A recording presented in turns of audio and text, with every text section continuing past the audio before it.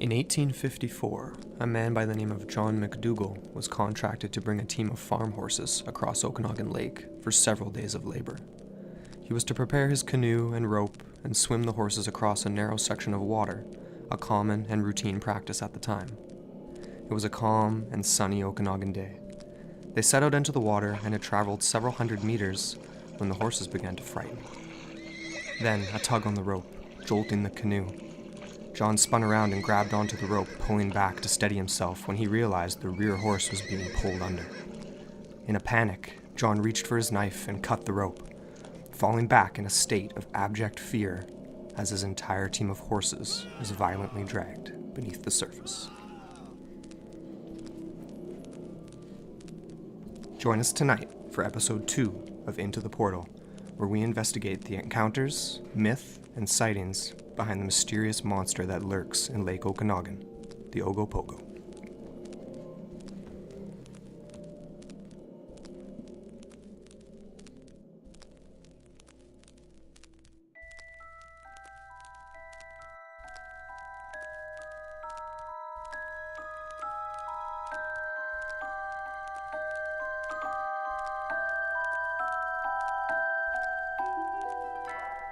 Hello, and welcome into the portal, your gateway to the bizarre. I'm your host, Amber Ray.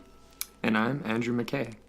Thank you so much to everybody who downloaded episode 1 on the Lost Army of Cambyses. If you haven't had a chance to check out that episode, go back into iTunes or Google Play or whatever you use, and if you're digging the show, please subscribe and leave us a review. Those 5 stars mean a lot. Definitely. I just have a few quick things to clear up right off the top. I wanted to mention this right away because it was kind of hilarious. I referred to our show as Portal, not Into the Portal, when I did my introduction in episode 1. We were still debating whether or not we wanted to run with Portal or Into the Portal, so Right. We've definitely decided on the latter.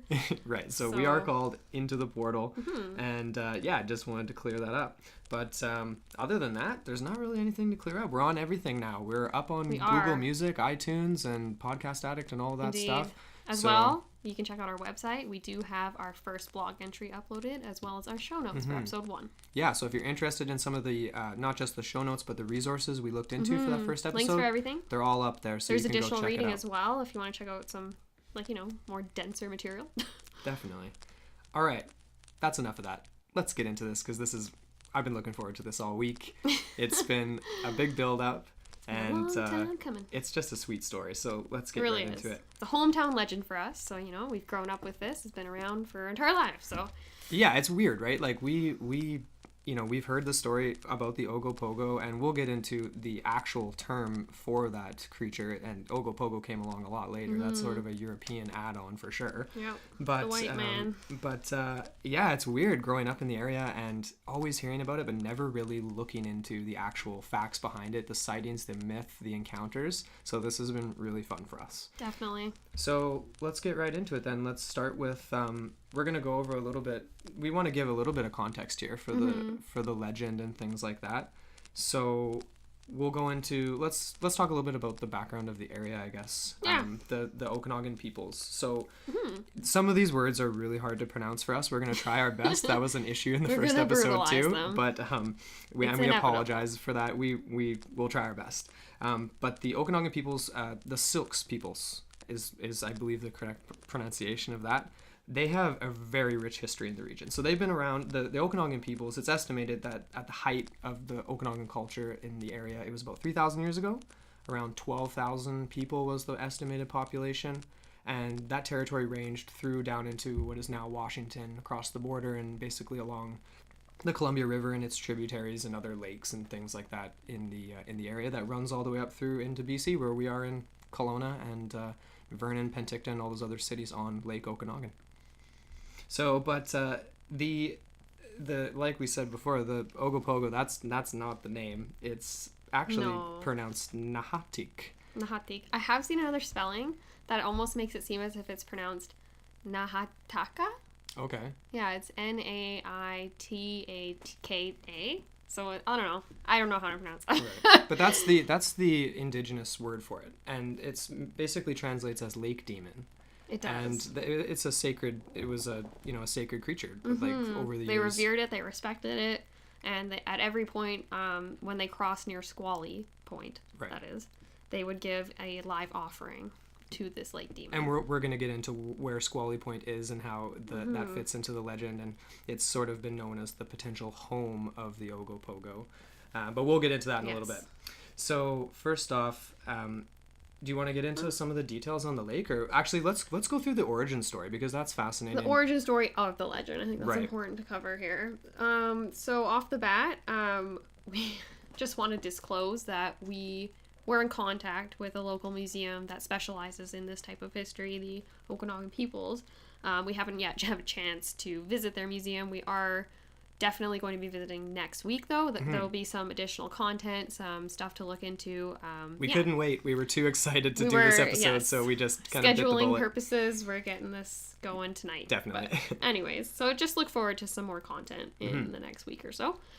But the source I managed to find, it was from a paranormal researcher organization called Exploring the Unexplained. Okay. I have a quote from them here, specific to the Ogopogo. All right, and I'll read it out to you. So, quote, "The legend of the Ogopogo starts with a demon-possessed native man named Kaloniwan, who murdered a well-known and respected elder named Old Kanikan, with a war club. As punishment for his crime, the creator changed Kaloniwan into a lake serpent, a creature who would forever be imprisoned at the scene of his crime to suffer eternal remorse. He was left in the custody of a beautiful lake goddess. Kaloniwan was from that day known as Nahatik, the remorseful one who must live in the lake in the company of other animals. It is said that the only animal who could tolerate his company was the rattlesnake. To honor the memory of Old Kanikan, the people named the lake Okanagan." Yeah. That's interesting. That's a little quote there. And we still have to look into the background of that, but I've definitely come across some things that would lend to that being true as an origin story. We watched a few documentaries too where they talk about the origin. They don't go into too much detail, and we're going to get into some of those documentaries in a little bit. There was a really good quote though. Yeah, go for that one right now. Yeah, I definitely wanted to include that just off the bat here. This was from Ursula Serchis, Kelowna Museum Director, and this is a part of the In Search of documentary that is hosted by Leonard Nimoy, aka Spock. Really cool. We were pretty stoked when we saw that, and we've been basically chain watching In Search of since. Pretty much. And we would highly recommend it. Yeah. It'll be up on our YouTube channel. Definitely. We're going to have links up there. So you can check out that playlist, and we're gonna have more up in the future because it's a phenomenal resource. It's pretty fun. It's so retro too. It's super retro. The quality of the film is just. But anyway, get to that quote because it's really sorry, cool. We're getting off topic already. All right, so Ursula Serchis, Kelowna Museum Director, quote, "We have learned Indian legends have a very substantial amount of fact and truth to them." Right. End quote. And this was back in the 60s. It was, yes, when she made this statement. And I think it just lends a lot of legitimacy to the Okanagan people's perspective on their surroundings. And yeah, it just, I don't know. I mean, all these things are being passed down with... It's profound. I think it's profound. It's, these stories and legends and things are passed down through oral tradition. And of course, they'll inevitably pick up different sort of things along the way.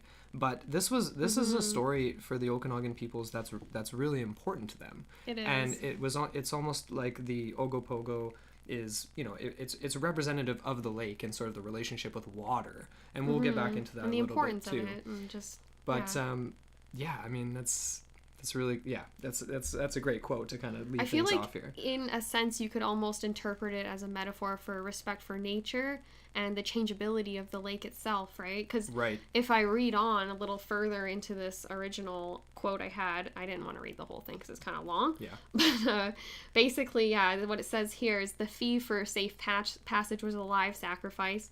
Whenever the natives who lived around the lake would venture out on the water, they would sacrifice a small animal to appease the monster.